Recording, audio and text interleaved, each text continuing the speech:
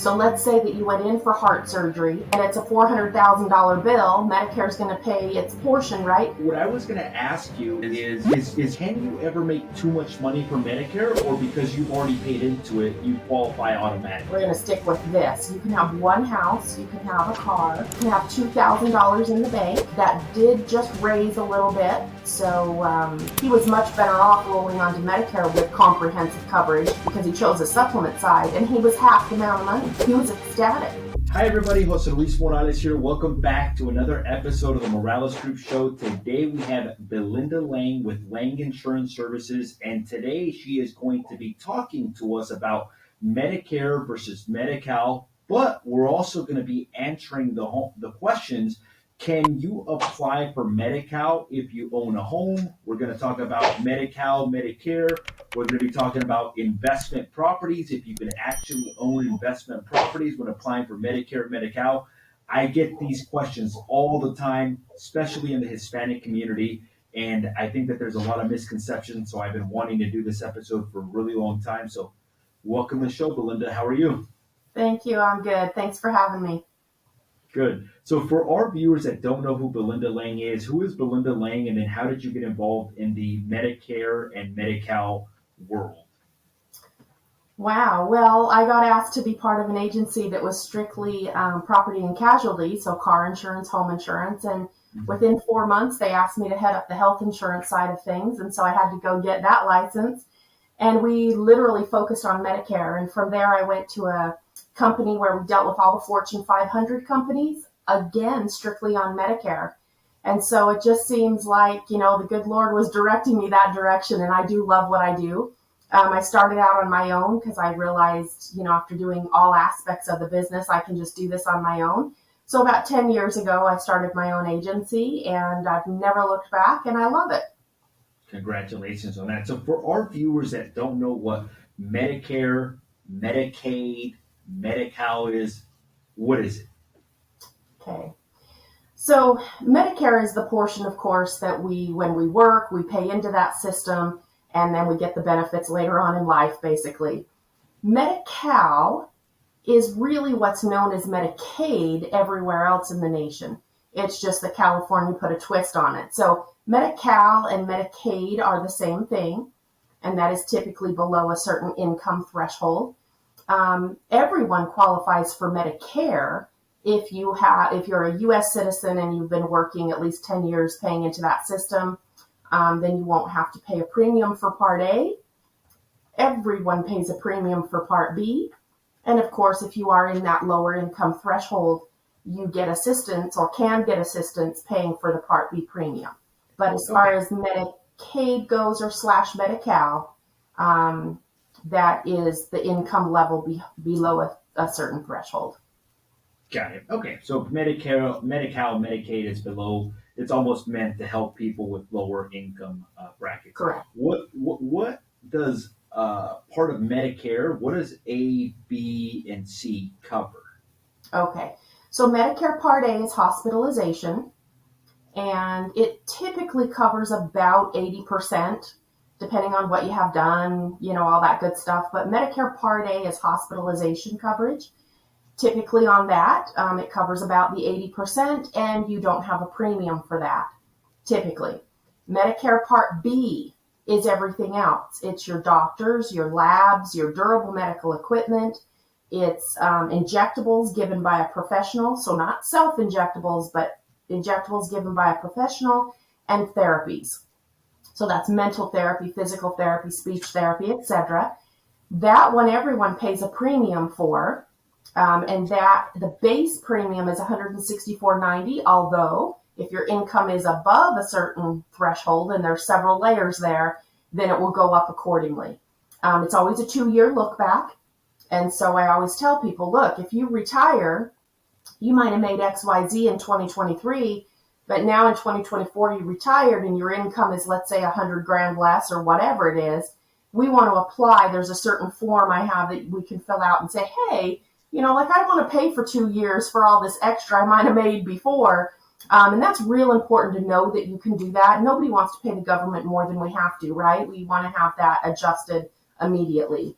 So A and B, that's kind of your foundation. And even if you have Medicaid or Medi-Cal, once you hit 65 or before, if you're disabled, you are going to have that Medicare A and B as your foundation. And then Medicare Part C, Jose, is really in referencing the Medicare Advantage HMO side. That's really what that's referencing. So I'm going to kind of do some visuals here. You have your Medicare A and B that is basically administered by the government. But when you choose a Medicare Part C, which is a Medicare Advantage plan / most of them HMOs, it comes along and swallows up that A and B and says, now we're going to tell you where you can go. So the A and B don't go away. You still got to pay for them. Okay. But that Part C or Medicare HMO plan is going to swallow those up and then control where you can go. Okay. When you say and control then the Medicare, where you can go, what does that mean? Control. It has a network. It has a network like all HMOs do.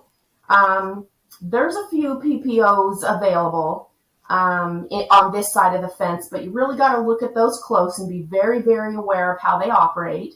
And on the flip side of that, if someone were to choose a supplement plan, that A and B stays free and you can go anywhere in the nation that accepts Medicare, and then that supplement is going to follow. Wherever that A and B goes, it's going to follow. So that's kind of the difference there, particularly in Ventura County, which I think is where you're at. You really got to look at the network for the doctors and the hospitals and so forth. They're not quite as friendly to those Medicare Advantage plans, perhaps, as we would like to think. But there's still opportunities, to have your doctor in the network and so forth. And then just to add on, Medicare Part D, just think Medicare Part D is for drugs. Got it. Okay. What's the most common that people have? Like, do people have usually just A and B? Do they have to have C and D? Yeah, you don't ever want to allow yourself to just have Medicare A and B, because that leaves you open for 20% of anything. 20% of hip surgery, 20% of heart surgery, let alone 20% of some of the tests they do on us, right? And lab work. So you never want to, in my opinion, just have A and B and leave yourself open for that kind of gap.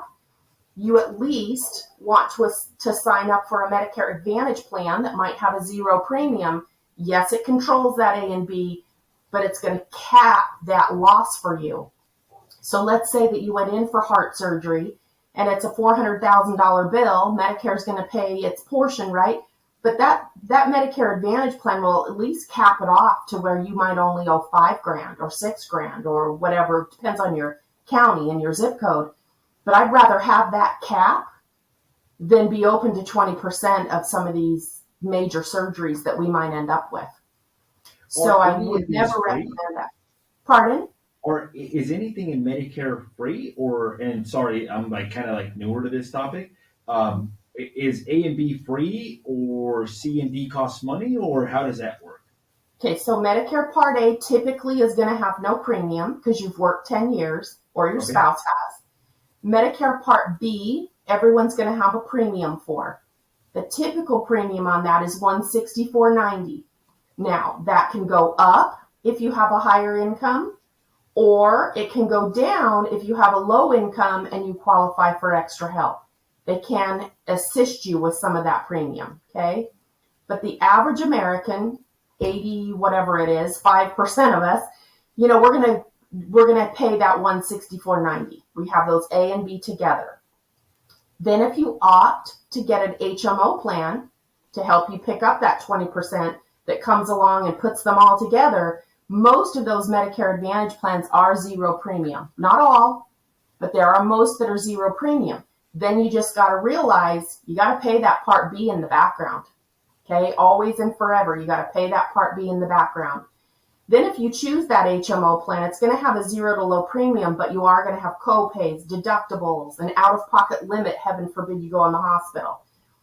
So that's kind of how that side works with the Medicare Advantage plan. On the supplement side, when you've got the A and the B, pay that B forever, then you get that supplement that is what I call the freedom side, if you will, because it does allow you to go anywhere in the nation.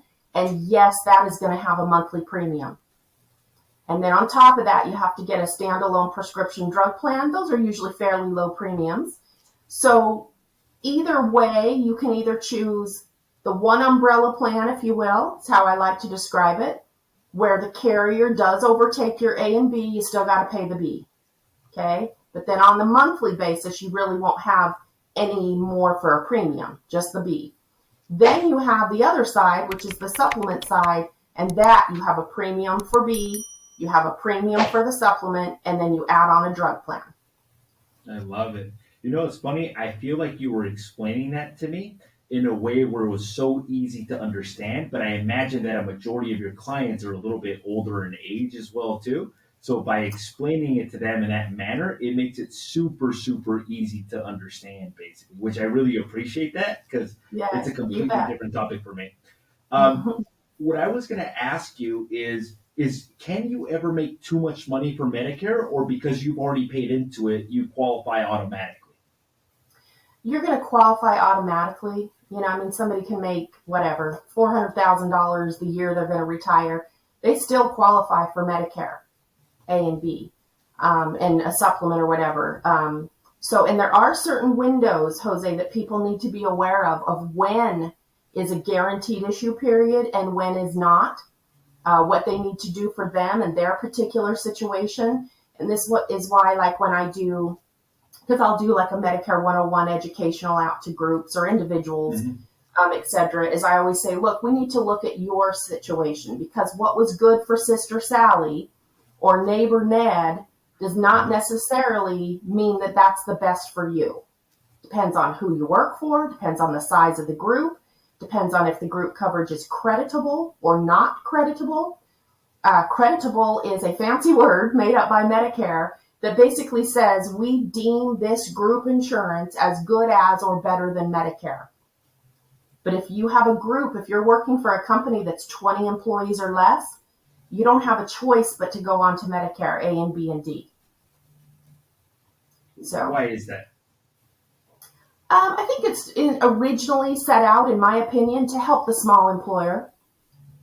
Because as we age, our employers are paying a heck of a lot more money for, the insurance for a 64-year-old, 65-year-old, 70-year-old. Then, it kind of helps even out the group, if you will. So I Yeah. think it's in reference to try to help the small employer. Got it. Okay. So what about Medi-Cal? I think this is the one that a lot of my clients ask me about, or a lot of clients are concerned about. This is for lower income families, right? At what age can you qualify for this? And also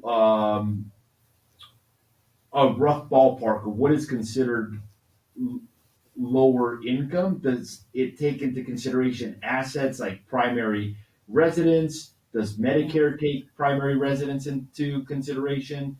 Does it take into consideration other properties? What is involved in that? It sure does. On the Medi-Cal side, you are allowed one home, you are allowed one car, and that can be a car for the husband and a car for the wife, but typically it's one car. And by the way, they just came out with a little bit of adjustment to some of these, but it's not by a lot. So we're going to stick with this. You can have one house, you can have a car, you can have $2,000 in the bank. That did just raise a little bit. So, I guess we'll wait until, January when they finalize all of that. But they did just raise that a tiny bit. But trust me, it's not, you can't have $5 and $10 and $15,000 in the bank. The other thing too is if you have other assets, whether this is retirement accounts, 401ks, they're going to make you exhaust those before you qualify, because they do count as your assets. So you can't stockpile, if you will, in certain accounts and then ask to be part of Medi-Cal. The other thing is, like you were saying about investment properties, you can have one house. So it That's could be it. an investment property or a primary residence. It doesn't matter. Like, or does it have the one house? Does it It have to be a has to be primary? your primary. It has to be your primary residence. Yeah, yeah. Got it. Because see how it's going to work then. So let's say that they make so much money in Social Security, and they're going to go live with their child and keep that house and rent it out, well, that's going to count as income and disqualify them anyway. So yeah, it really is a very low income. Yeah, I don't know. It would be really rough to make it in California on $1,600 a month. And that's about the level. Now, there's 4 levels of Medi-Cal.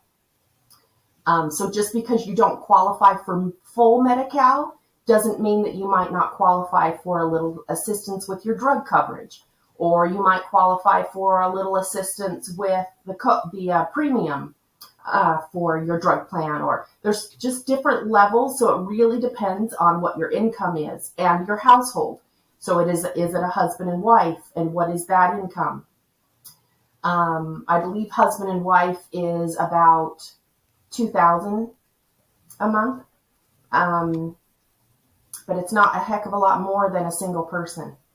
So it really is, like I say, rough to make that in California. So therefore you do have people who live with family, right, in order to make it in California. So, but just be aware, you can't have assets that you say, okay, well, here's my Social Security at, let's say, $1,400 a month, and I'm going to pull, $800 a month out of my retirement account, right, and still qualify for Medi-Cal. It just doesn't work that way.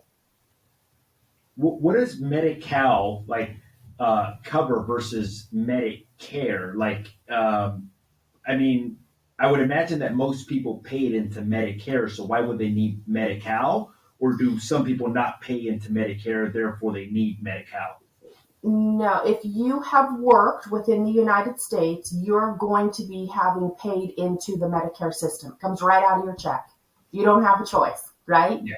So everyone who's worked, and sometimes, like, let's say a spouse doesn't work, let's say the wife doesn't work, but the husband has, well, she qualifies off of his work credits because she is the spouse. Okay? So that can happen as well. But everyone pays into that Medicare system. In order to be part of Medi-Cal, which is a state-funded system, and every state has their own Medicaid, benefit, if you will. But bottom line is that Medi-Cal in California is low income. You have to be within, a certain threshold, and you can't be above that threshold. Sadly, I've seen people be $10 over the threshold and they get no help. So it is pretty cut and dry. Having said that, there are 4 levels in there. So even if somebody says, oh, well, you don't qualify for full Medi-Cal, maybe they qualify for extra help with their medications. That would be a help, right? So they really need to call the state Medi-Cal office and put in that application. And if you think you're anywhere near qualifying, it is worth the phone call. It is worth that effort to gather that information because it can be of help to people, for sure. So Medicare is for all of us who have paid into the system once we reach 65, or if someone has been disabled for 24 months. And like an ESRD, end-stage renal disease, they don't have to wait the 24 months. Okay. Got it. But somebody who's been disabled for 4 months, no matter if they're 32 or 45, whatever, they would qualify then for Medicare. Okay. And that's the medical coverage. And then, and this is maybe a novice question, which covers more, Medicare or Medi-Cal, or do they cover the same thing? Well, they cover the medical, right, needs. Medi-Cal, sometimes it offers, like rides to the doctor's office. It might give you rides to the grocery store. It might have some extra little things in there to help people out who maybe don't even have a vehicle, right? So there are some extras there that Medi-Cal does help with. You do have to visit doctors who accept Medi-Cal. So. I love it. Okay, got it. Now, I've heard this, that one of them, if you pass away because you used it, that they go after your primary residence, or they take, or that your primary residence would be subject to it. So some people are like, well, I'm going to transfer my primary residence so that when I pass away, it no longer goes against that. Which one of the two is that? So that would be Medi-Cal. That would be the lower income. And that would be if somebody went into long-term care, okay, because long-term care is very expensive, $5,000, $6,000 a month for long-term care. So if Medi-Cal is going to step in and cover that, then when you pass away, now they don't do it if there's a spouse living in the home, but if there's not a spouse living in the home, then they do go after that. And so, but you got to realize that some states are a 3-year look back, some states are a 5-year look back. It is not a quick solution. You can't just transfer those assets and then go into a long-term care facility because that won't work. It is a look back period. Now, so if somebody has that attitude, they should do it sooner than later. Now, if they go after the house, do they just go after what was owed, like meaning the amount that was used, or do they go Correct. after the whole thing? No, the amount that was used. Got it. So let's talk about that look back period. So I get a lot of Hispanic clients are like, well, I'm going to transfer my house to my kids because I can't have, a lot of them think that you can't have a primary residence, but you can have a primary residence. You can. Now, you talked about a look back period. Can you just explain what that means to people? Well, they're going to look back at, so let's say somebody went into the long-term care facility, okay, and they want Medi-Cal to pay for that. Well, number one, Medi-Cal is going to make sure you don't have any assets other than your house, your primary resident that might have a spouse in there, and a car. So the look back period, number one, to qualify is going to be what do you have now? And when it comes to, let's say they're in the long-term care facility, Medi-Cal is paying for that. Okay, when that person passes away, if there's not a spouse in that house, they are going to go after getting that money back. Just think about the hundreds of millions of dollars that California would dish out, right, for long-term care and have no recourse for assets. So if someone were to say, well, I'm going to transfer my house into my children's name now, and 10 years from now they have no other assets, they have low income, and they go into long-term care, and Medi-Cal pays that, well, that period is too far back, correct? But if it was 2 years ago, that's not too far back. So people need to be aware of that. I think I would say talk to your tax person. I don't advocate, that necessarily, but I do know that people do that. So, yeah. And you can only have one residence. So you mentioned earlier about having rental properties. You have one resident, that's it. And your rental properties are going to add to your income and therefore disqualify you anyway. So the only one that they would go after your residence is if you have long-term care, meaning somebody can be on Medi-Cal, and as long as they're on Medi-Cal for the rest of their life and never go into long-term care, they would never go after they wouldn't go after their primary residence. Is that the only instance where they would go after the primary residence if for long-term care? Or are there other instances? That's all that I have been taught on is the long-term care. So if there's some loophole or whatever, I have not been taught that or been aware of that at all. It's simply the long-term care. Got it. And then if they have rental properties, they would automatically be disqualified from Medi-Cal. And then the look back period could be anywhere from 3 to 5 years. So if you're going to plan on going into long-term care, you may want to transfer assets. And we're not advocating that, but just know that they're going to be looking back. So if you apply tomorrow and you transfer the asset yesterday, you're going to be disqualified automatically, basically. Correct. In other words. Good. Now, when you say, you said earlier that if you have a 401k or a retirement plan, that you won't qualify for Medi-Cal because they'll have you exhaust all of your options first. How do clients exhaust the 401k, or do you ever see it where they transfer that to their children as well too? Or we're not advocating any of this, but I'm Yeah, just and kind of I curious. don't. Yeah, on that particular question, I would say, look, you need to work with your CPA, ask questions, see what might be the best to protect that family money, if you will. Again, I'm like you, I don't advocate that. I've seen it go the opposite way where a guy transferred that money to a child and the child squandered and it was ugly. So I don't advocate that personally.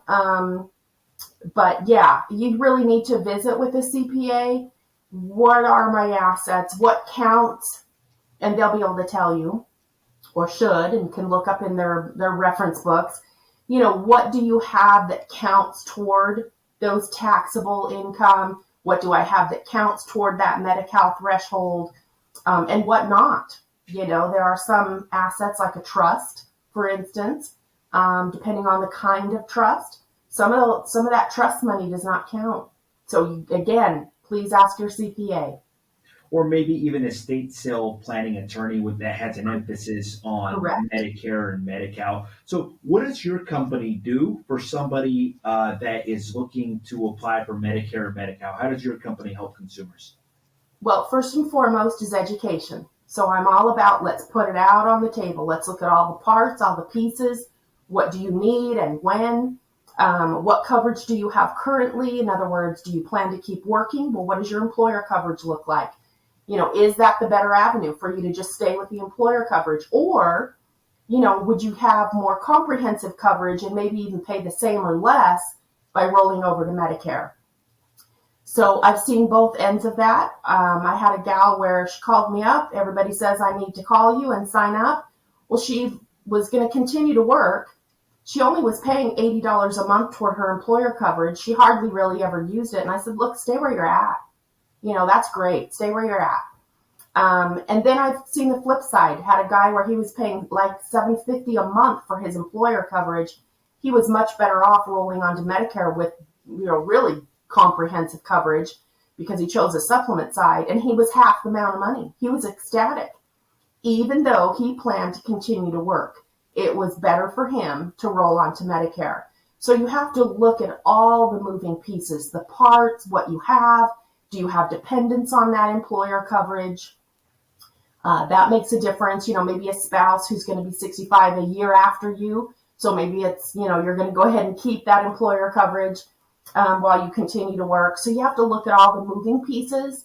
But first and foremost is to educate. And then, of course, second is to walk through the steps of signing up to help people sign up for Medicare A and B. And then, of course, after that, because we don't want to leave that 20% whole, are we going to sign up for a Medicare Advantage plan, HMO typically, or are we going to sign up for a supplement and a drug plan? Got it. And if they wanted to do Medi-Cal, the best way to do that is directly with the state of California, basically. That is correct. They need to first find out if they qualify.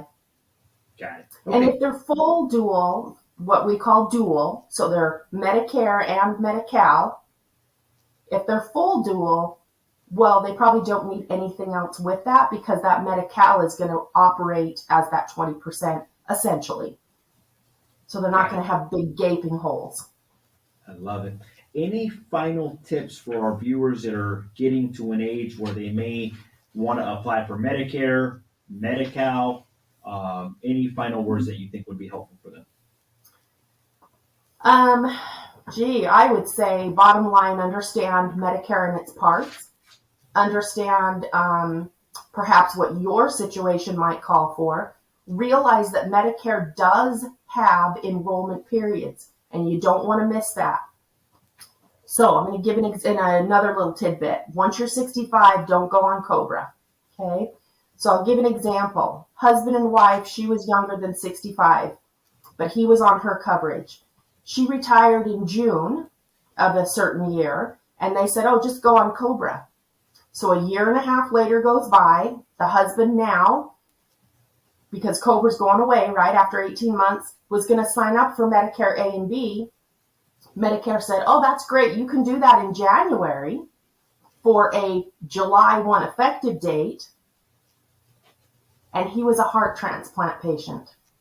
So he went 6 months with basically no coverage because he missed his guaranteed issue period with Medicare because he went on COBRA. So not only did he have a 1.5-year penalty that lasts a lifetime, but he missed that guaranteed and had to wait until it would be effective in July. Now, they fixed that little black hole there where if you apply in January, it's now effective in February. But nonetheless, it wouldn't have done away. It's not going to do away with his penalty. That penalty or those penalties, whether it's for your Part B or your Part D, lasts a lifetime. The other little tidbit I would say, don't go on COBRA. The other little tidbit is don't assume, if let's say you have Medicare A and B and you choose a supplement, do not assume that you don't need to get a drug plan just because you don't take medications. Because for every month that you go without Part D coverage, you accrue a penalty. That penalty also lasts a lifetime. So let's say somebody went 4 years without drug coverage, and now they're like, okay, I probably should sign up. I'm starting to take a few generics. Well, their penalty is going to be about $20. We're going to round it off to about $20. But now that penalty is every single month for the rest of their life. They're going to pay $20 extra on top of the drug plan premium. They would have been better off getting an $8 or $10 plan for those 4 years, right, than having that $20 extra for the rest of their life. So that's another little tidbit. Do not assume you don't need drug coverage on that. So, at what age is too soon to start having a conversation with you about this? I have people that call me at 64 that say, hey, I just want to know what the horizon looks like. What am I looking at having to budget for Medicare? But as far as getting the whole process going, 3 months before. Because just to sign up for Medicare A and B, or just B if somebody already has A, it takes a month just to get that part done. And then we have to say, okay, now we have to do the processes for signing up for, let's say, a Med Advantage or a supplement and a drug plan. Got it. So, if for whatever reason they didn't qualify for Medicare because maybe they didn't pay into it, maybe they were like a 1099 employee, and for whatever reason they make too much money for Medi-Cal, do you offer other insurances for them? That's the sad part. Once you are 65, because when the Affordable Care Act started, they made it so that if you're 65, you are not supposed to be on those plans. You're supposed to go to Medicare. So what happens, so let's say somebody came to the country and they've only worked for 5 years. Well, they're going to have to pay for Part A. And that can be expensive, depending on how many credits they have. It can go clear up over $400, or sometimes it's like $280, depending on how many work credits they do have. So it can get real expensive if somebody doesn't have those credits. I love it. Good. All right, Belinda, and if somebody wanted to get in touch with you, what's the best way for them to do that? Well, my phone number, 805-231-6962. Of course, my email, which is Belinda Lang Insurance, all spelled out, @gmail.com. Perfect. Belinda, I want to say thank you for taking the time to be on the show. I appreciate your time. For our viewers today, we had Belinda Lang. She explained to us a little bit about Medicare versus Medi-Cal, but most importantly, she answered the question that all of my viewers want to know is, can you apply for Medi-Cal if you own a home? We talked about investment properties. We talked about look-back periods, and sometimes, in some cases, people transfer properties. And we also talked about retirement accounts and 401k. Thank you so much for taking the time to do this. If you've enjoyed this episode, subscribe. If you've enjoyed this episode and think would be helpful to a friend, make sure to hit the share button. Thank you again. And for our viewers, until next time.